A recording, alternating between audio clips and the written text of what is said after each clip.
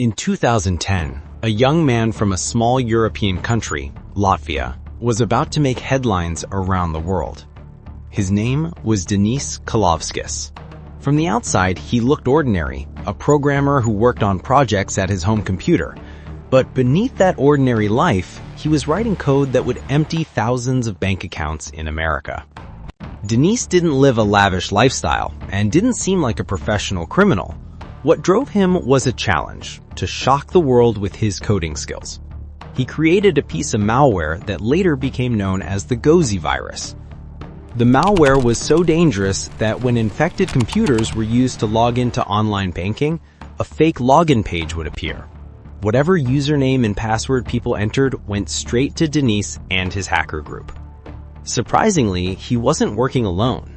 This was a project of an international hacking syndicate. Hackers from Russia and Romania were involved, and Deniss wrote a special part of the code for them. He designed the fake banking forms that stole people's data. This was no small operation. The malware ended up stealing roughly millions of dollars from people in the United States. At first, the FBI couldn't figure out where the breaches were coming from. Bank security teams thought the users were at fault, but slowly a pattern emerged. The same kind of fake login page, the same kind of HTML code in each case. All of it pointed to a single mastermind. In 2012, the FBI finally confirmed that part of the Gozi virus had been written in Latvia. The coder behind that portion came to be known online as the virus writer. By the end of 2012, the FBI sent a formal request to the Latvian government. They wanted Deniss Calovskis handed over. But this is where the story got even more interesting.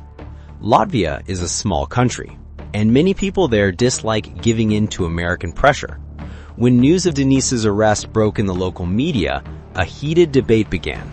Should a Latvian citizen really be handed over to the United States? Deniss was arrested at his apartment in Riga. Police seized his computers and hard drives. When he was brought before the court for the first time, he claimed that all he did was write code. He never personally stole money. But prosecutors had a different view. Without his code, the Gozi virus would have been incomplete. In other words, he was a critical piece of the puzzle.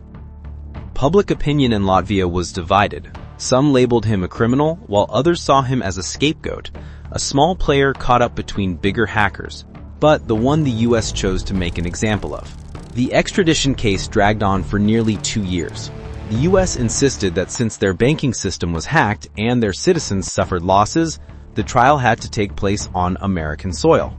Latvian courts resisted for a while, but in 2015, the final decision came down.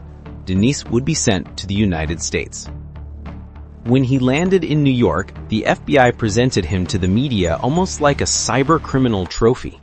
American prosecutors charged him with conspiracy to commit bank fraud, wire fraud, and computer intrusion.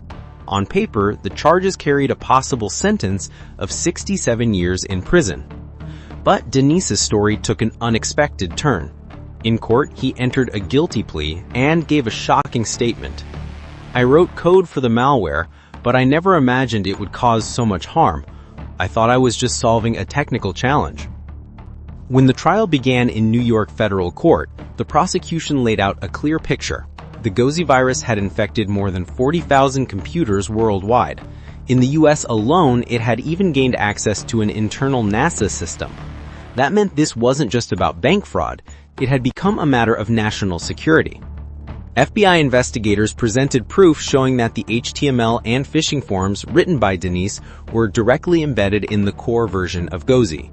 The names of 2 other key figures also came up: Russian hacker Nikita Kuzmin and Romanian Mihai Ionut Panuscu.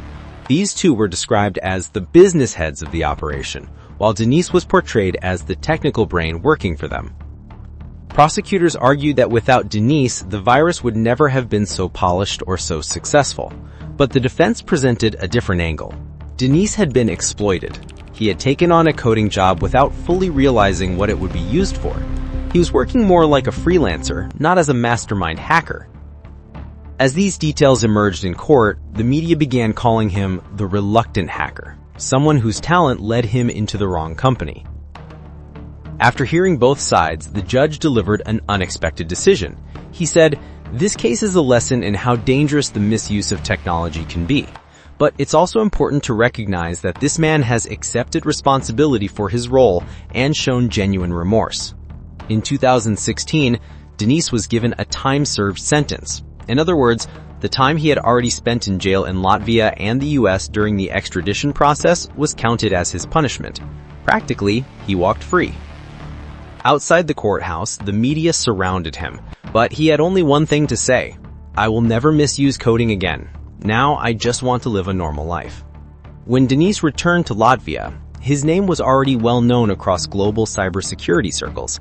The media there treated him almost like a hacker celebrity. But Deniss chose to live a low-profile life. He openly said he wanted to use his skills for legal and productive work from now on. The irony, however, was that his case had sparked a global debate. Should a coder who only writes part of a malware program be treated as equally guilty as the hackers who actually steal the money? The US stance was clear. Anyone who contributes to the development of malware is equally responsible. But some European cyber law experts argued that Deniss was more of a technical pawn caught up with bigger players.